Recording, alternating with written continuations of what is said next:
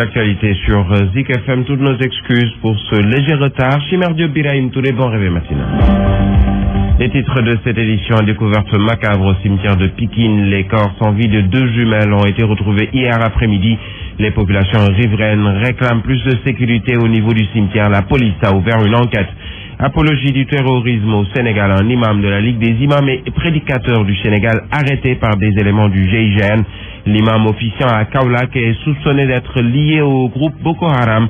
La Ligue dément et dénonce une grave forfaiture. D'autres personnes ont également été interpellées à Dakar. Transfert de la gestion des ordures de Dakar à l'UCG. L'entente Kadakar s'insurge contre la mesure et envoie une correspondance au chef de l'État. Une saisine de la Cour suprême est également prévue selon les proches du maire de Dakar, Khalifa Ababacar Sall. À suivre la page des sports comme tous les matins et la revue de la presse en fin d'édition. Bienvenue à toutes et à tous. Qualité sur Zik FM. Zik FM. Bienvenue à toutes et à tous. Encore une découverte macabre au cimetière de Pikine. Les corps sans vie de 2 jumelles ont été retrouvés hier après-midi par une dame venue se recueillir auprès d'un proche. La police a ouvert une enquête pour appréhender le coupable. Une nouvelle découverte qui indispose les populations riveraines qui réclament plus de sécurité au niveau du cimetière. Il y a quelques semaines, on s'en souvient, un corps sans vie attaché avait été retrouvé toujours dans ce cimetière. Je vous le disais en titre, à Kaolack, arrestation de l'imam Alioune Badara Ndao hier dans son domicile à Gawane. La Ligue des imams et prédicateurs du Sénégal, l'IPS section Kaolack, s'insurge et dénonce ce qu'elle qualifie de violation flagrante de ses droits humains après la perquisition chez l'imam, secrétaire général de la LIPS de Kaolack par des hommes en bleu.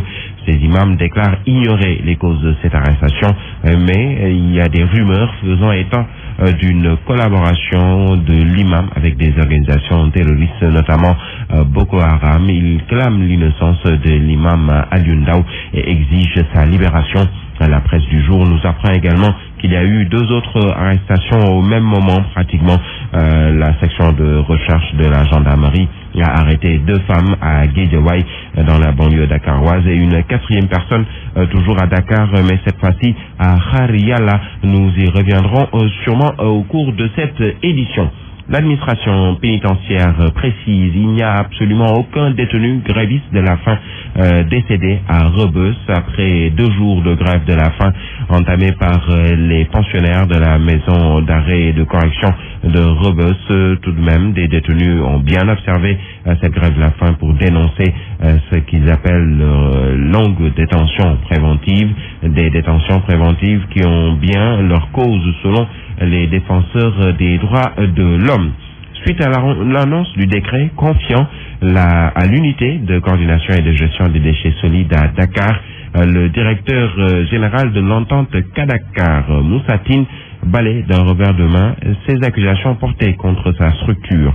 Face à la presse hier, Moussa Tine soutient que des pas de géants ont été notés au cours de son magistère, mais le président de l'entente Kadakar, Khalifa Ababacar Sall, par ailleurs maire de Dakar, a déjà envoyé un courrier pour relever son désaccord avec le procédé. On nous apprend par ailleurs que la Cour suprême va être saisie. Nous reviendrons sur le compte rendu de Goronaglo au cours de cette édition. Parlons de ces 4 syndicats qui composent l'intersyndicale des travailleurs du nettoiement et qui approuvent le retrait de la gestion des ordures ménagères à l'entente Kadakar. L'intersyndicale attend de l'UCG l'application de la convention collective des travailleurs du nettoiement. Cependant, les responsables de cette intersyndicale à Pikine estiment que les collectivités locales ne peuvent gérer les ordures à Dakar et demandent à l'État la tenue des assises sur le nettoiement. Ils étaient face à la presse hier à Pikine où nous retrouvons Younous Abaldé, que nous aurons dans un instant. Sachez qu'il y a également une peur bleue qui habite les habitants de Cambérène. Les lampadaires dégagent du courant et ont déjà atteint quelques personnes. On nous a signalé qu'un enfant de 11 ans est décédé il y a de cela quelques semaines, suivi d'un mouton. Selon notre correspondante Zara Aydara, on avait signalé que les poteaux électriques prenaient feu à chaque hivernage et rien n'a été fait. Aujourd'hui, ce sont les lampadaires qui électrocutent les habitants. Nous retrouvons à Cambérène 2 notre correspondante Zara Aydara. que nous aurons également dans un instant. Reparlons de l'imam de Kaolack qui a été arrêté, l'imam Alioune Badara Ndao, hier à son domicile à Gawane. La Ligue des imams et prédicateurs du Sénégal, section Kaolack, s'insurge et dénonce ce qu'il qualifie de violation flagrante de ses droits humains après la perquisition chez l'imam secrétaire général de la LIPS de Kaolack par des hommes en bleu. Ces imams déclarent ignorer les causes de cette arrestation et sur des rumeurs faisant état d'une collaboration de l'imam avec des organisations terroristes. Ils clament l'innocence de l'imam Alioune Ndao et exigent sa libération. L'imam Arona Niang, secrétaire adjoint de la LIPS, ses propos sont recueillis par Farah Diassé. Vers les 3 heures du matin, des éléments de la GIN se sont emparés des locaux. Ils ont foncé les chambres de ses épouses. Par la suite, ils ont foncé sa propre chambre. Ils ont perquisitionné toute la maison en même pillant certains de leurs bagages. Maintenant, après tout cela, ils l'ont recueilli et ils l'ont emmené avec sa voiture et son ordinateur. Jusqu'à présent, ils ne nous ont rien dit comme motif de cette arrestation. Mais ce que nous déplorons vraiment, ce sont ces violations flagrantes de ces droits humains. S'ils veulent chercher des informations, ça c'est leur travail. Mais on ne peut pas comprendre qu'ils amènent ces bagages, sa propre voiture, et qu'il perquisitionne ses chambres intérieures et ces femmes qui n'ont rien commis comme crime. Lui-même, il n'a rien commis comme crime. Nous sommes tous membres de la Ligue au niveau local. Nous travaillons avec lui sur toutes les questions qui concernent la population sénégalaise. À chaque fois qu'il y a un problème, nous agissons dans l'intérêt général de toutes les populations sans discrimination aucune. S'il avait des rapports avec ces organisations terroristes, nous serions les premiers à le savoir parce que nous partageons tout, mais nous ignorons toute relation entre lui et ces organisations. Ils avaient toute la possibilité de lui adresser une convocation. Il va répondre. Mais pourquoi cette violation flagrante de ses droits humains? Nous reparlons donc de ce décret confiant à l'unité de coordination et de gestion des déchets solides la gestion des déchets à Dakar. Le directeur général de l'entente Kadakar, Moussa Tine, balaie d'un revers de main les accusations portées contre sa structure. Face à la presse, Moussa Tine soutient que des pas de géant ont été notés au cours de son magistère, mais le président de l'entente Kadakar, par ailleurs maire de la ville de Dakar, Khalifa Sall, a déjà envoyé un courrier pour relever son désaccord avec ce procédé. On nous apprend par ailleurs que la Cour suprême a été saisie.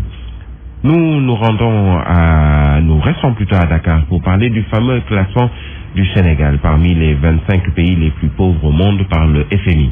Le docteur Malik Diop estime qu'il faut une lecture économique pour comprendre ce classement. Selon le porte-parole de l'AFP, le Sénégal est sur le bon chemin et ce classement ne peut avoir d'impact sur ce pays, notamment sur son économie. Nous écoutons le docteur Malik Diop, propos recueillis par Abdelaziz Sow.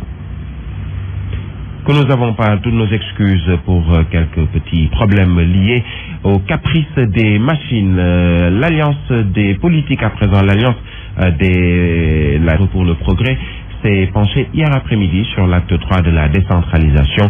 L'AFP veut apporter ainsi sa contribution sur les contraintes qui pèsent sur la réforme territoriale.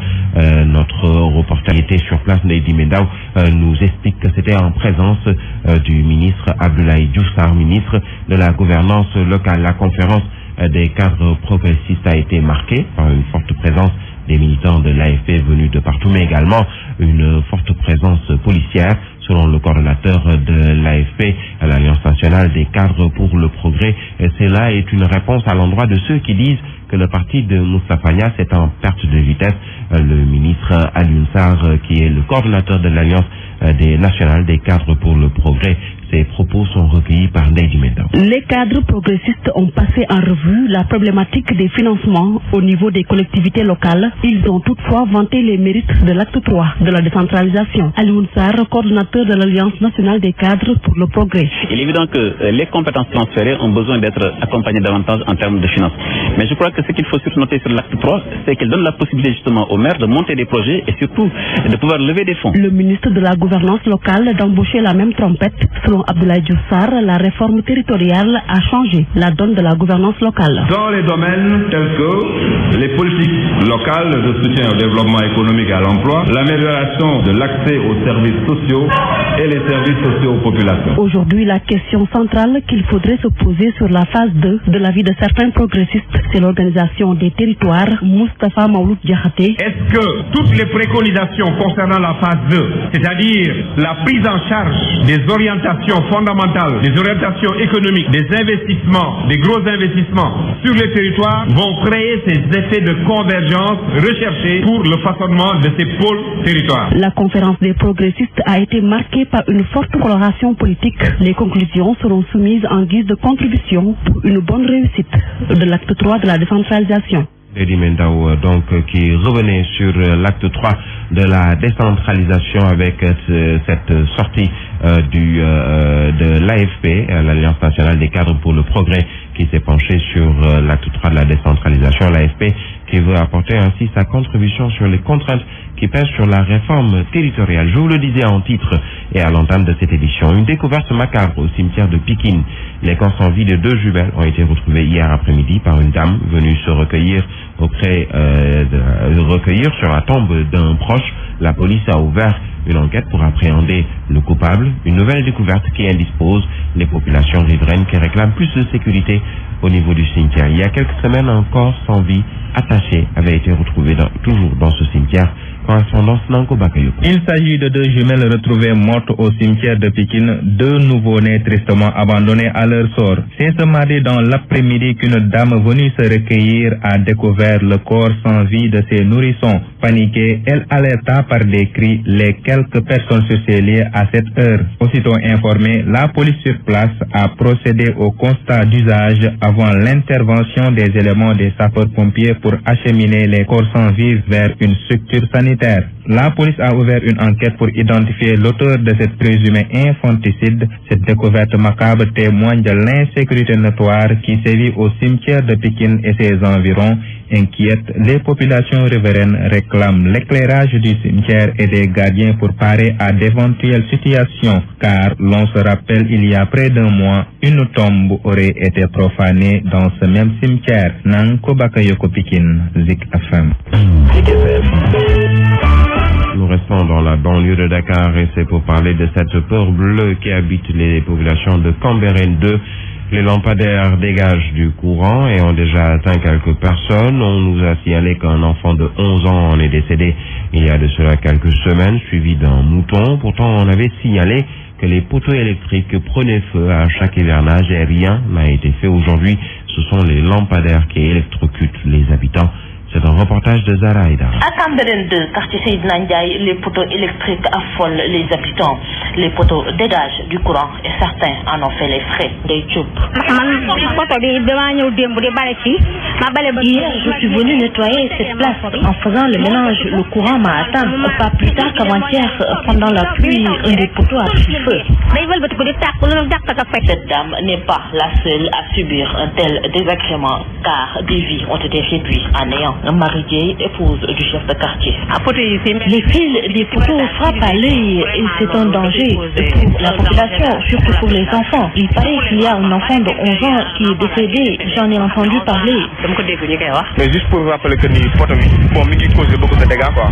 Je rappelle aussi qu'un mouton est mort suite à une électrocution. Bon, tout récemment, de fait, les populations demandent à la Sénélec de s'impliquer davantage, surtout avec l'humidité de ces derniers jours. La Sénélec doit venir réparer ces poteaux. Le danger est donc permanent dans cette localité. Une toute petite imprudence peut être fatale pour ses habitants. Cambérène, Zahra Aïdara, Zik FM.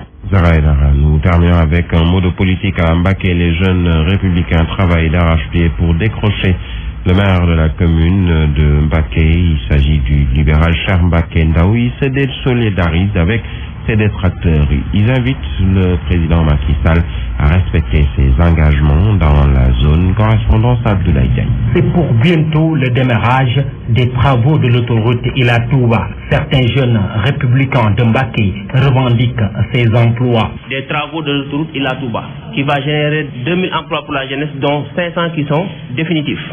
Qu'ils se rapprochent des services qui vont charger des recrutements pour que ces jeunes puissent travailler par rapport à ces emplois. Abdourahmane Dia, alias Khadafi, rappelle au président Sall ses promesses qui tardent à se concrétiser. Il avait promis de donner aux jeunes responsables des postes de responsabilité. Nous lui rappelons ces engagements qu'il avait pris pour permettre à ces jeunes-là de mieux massifier le parti, mais aussi d'assurer une bonne organisation pour la réélection de son Excellence le président Macky Sall. Ainsi, ces jeunes républicains invitent le maire de la commune de Mbacké à rejoindre la paire pour un Mbacké émergent. Abdou Mbacké Ndao fait un travail remarquable dans le département. Nous lui lançons un appel pour qu'il vienne à côté du président de la République, son Excellence le président Macky Sall. Nous voulons que le Sénégal émerge, mais nous voulons aussi que Mbacké émerge. Par ailleurs, la COJER, interpellée par la voix de son porte-parole, fustige la sortie de ces jeunes et se démarque de ses déclarations. Abdoulaye Diagne, Mbacké, Zik FM. Il est exactement 7h20.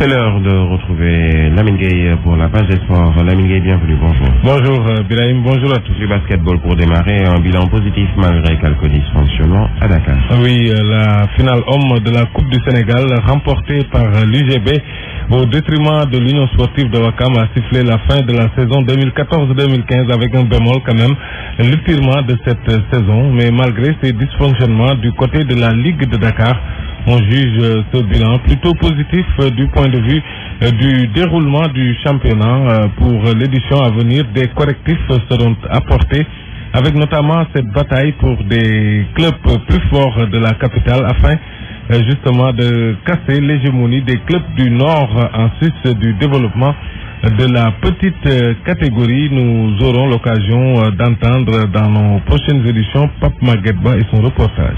Alors, la Ligue de Dakar compte récompenser ses meilleurs joueurs. En fait, il faut savoir que les titres de roi et reine n'ont pas été décernés par la fédération cette saison avec comme argument le caractère exceptionnel de la saison. Ibrahim Diagne, c'est le président de la Ligue de Dakar, à la place, n'écarte pas l'idée, lui, de récompenser ces meilleurs du championnat, ces meilleurs, donc les meilleurs de Dakar.